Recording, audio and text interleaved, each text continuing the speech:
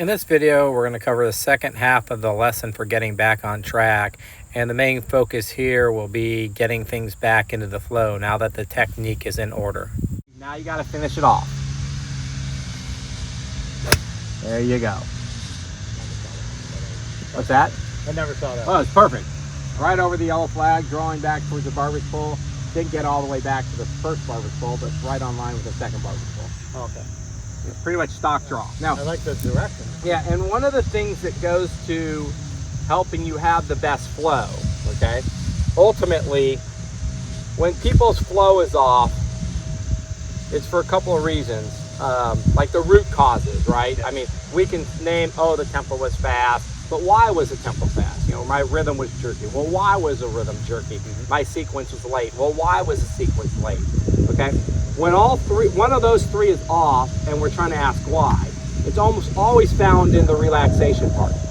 Okay? A tense mind is going to have a hard time finding flow. A noisy mind is not relaxed, is it?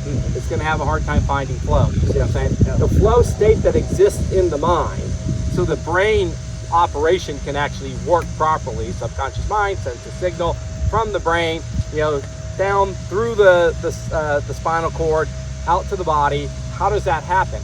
That process is the flow process. Like the actual mechanisms are there. Cannot happen well if you're not in a relaxed state. Okay? And so I shouldn't say it can't, because like we train under duress, like Navy SEALs train under duress to be operating at high levels when they're under duress. They just get so used to it that their mind is more relaxed in that situation. And there's a level of relaxation that it has to get to so they can operate at a high level. The same thing in golf. We have to learn to practice under stressful situations and relax ourselves if we're going to do it in competition under pressure out there. You see what I'm saying? So the exercise I do for getting that relaxation, for quieting the mind, calming the mind, is awing.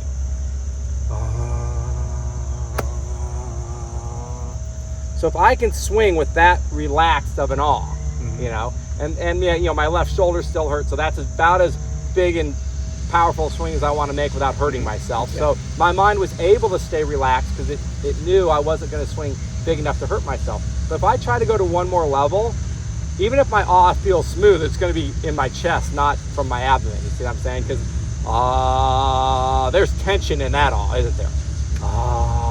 That's a relaxed awe. You see the difference? Okay, yeah. And it takes time. Like it literally, so I practiced 1,500 balls a day, every day for 8 straight years. Never missed a day. All right? And I did 2 to 3 hours of drills at home every night. And I was awing through all of it. Okay? It took me a year, the first year, to master the awe. This is not something you're going to get quickly. But if you learn to improve it and use it, things will practice. Like you could just go to the top and just do it in the downswing. And then you can, in the playing mode, take the sound out of it kind of and just go, just exhale. But learning to breathe better and stay in a more relaxed state as you're swinging is going to heighten your ability to get in the flow. One of the drills that we do is take the deep breath. Like I do it behind the ball, so I do one back here. And then once it's relaxed, then I do my programming with my eyes closed. Okay? So do all that. If for some reason tension came back into the situation before I walked up, I would do another deep breath, exhale. Then I walk up there, I get to the ball. I only take one look, and the rest of it is I'm just sinking into my image. But as I'm settling in and sinking into my image, my last exhale, right at the bottom of your breath, there's a moment where you can recognize the time is right. And that's when you go. Well, right at that moment, so I exhale. And as it's settling in and it's getting that time is right, I'm actually ready to inhale again. I don't think about it, it just happens. And then during my backswing, I go.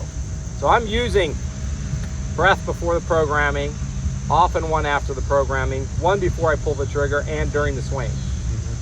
So the more I can master my breathing throughout that whole process, the better it's going to be.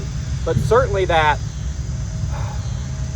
helps calm the mind, quiet the mind, relax the body before you pull the trigger. Then if you just go with it and you ride it out in a relaxed state, things were great. Well, all of a sudden you think, oh, this works, and then you don't ride it out in a relaxed state anymore, and it doesn't work anymore. Okay? So try the aw out loud this time. So now we can hear that one. Was that an aw or was that a growl? Right?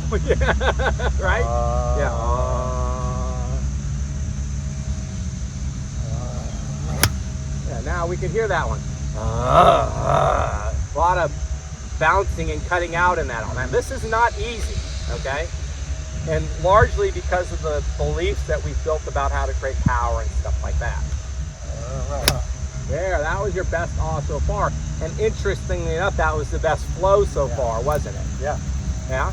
So what I recommend most people do is like just swing a club at home every day, full swings awing first, right? And then out here, like do your little, like just to this flag right here. This club to this flag and off, or you won't hit them. So you'll find that it'll be easier to learn it in these small ones, and then work it up, just like starting small and working up your tempo or working up your flow. There you go.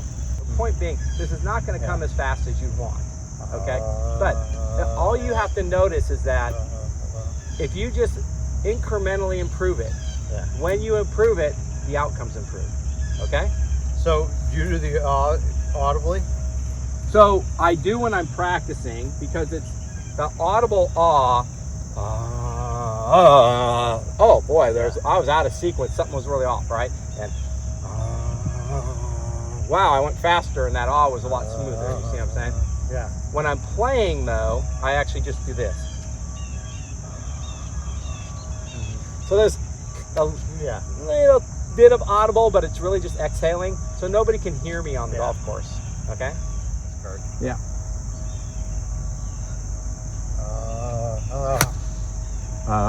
You can hear that's the tension I'm talking about, you see? So that's why you can't have true flow if you have that much tension in there. Yeah. But here's the thing, awing is the best coach you'll ever have.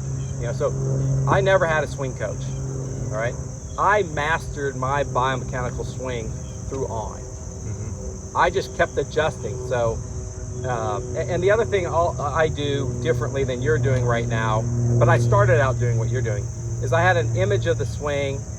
I made a swing to that image, and then I was awing. So awing was secondary. Oh, okay.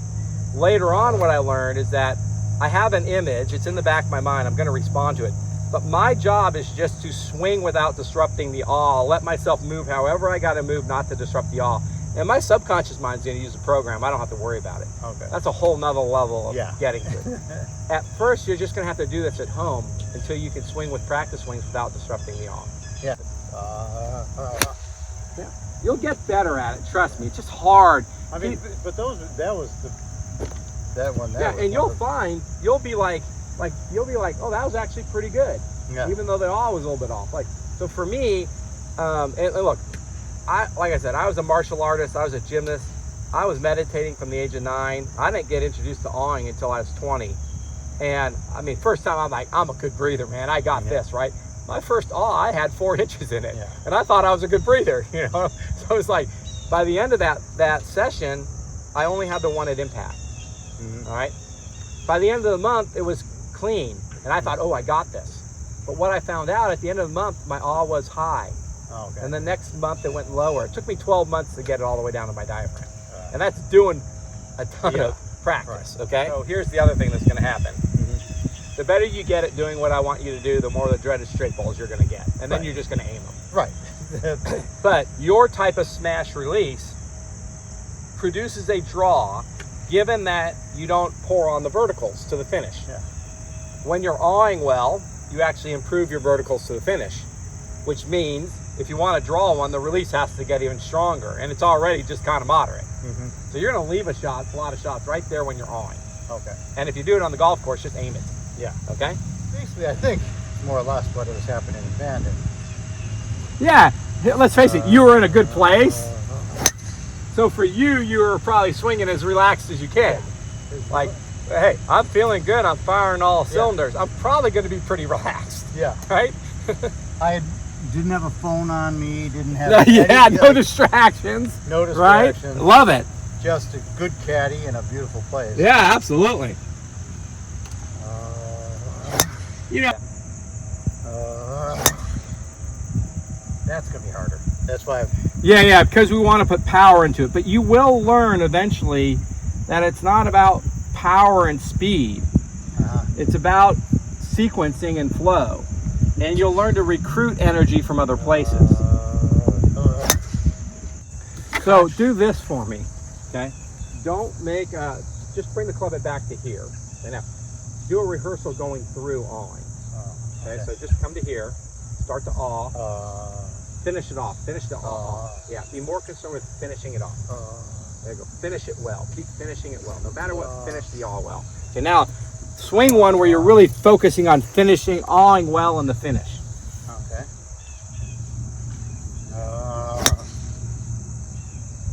So interesting how things got better doing that. Yeah. Maybe not more powerful yet. No. But all of a sudden the direction improved tremendously. Now you feel that one that you choked on the awe a bit, didn't you? And it went offline. Yep. So try to get from impact to the finish, make sure the awe is good. Like you can just practice it in different segments of the swing if you want. There you go, just like that. Love it. Yep, again, right down the middle. That's really good. We like that. Like, that's what I'd like you to get to be comfortable doing that as your stock shot for a while. That level is very, very predictable. Yeah, it's I mean, it's such an easy swing. Yeah, I like it.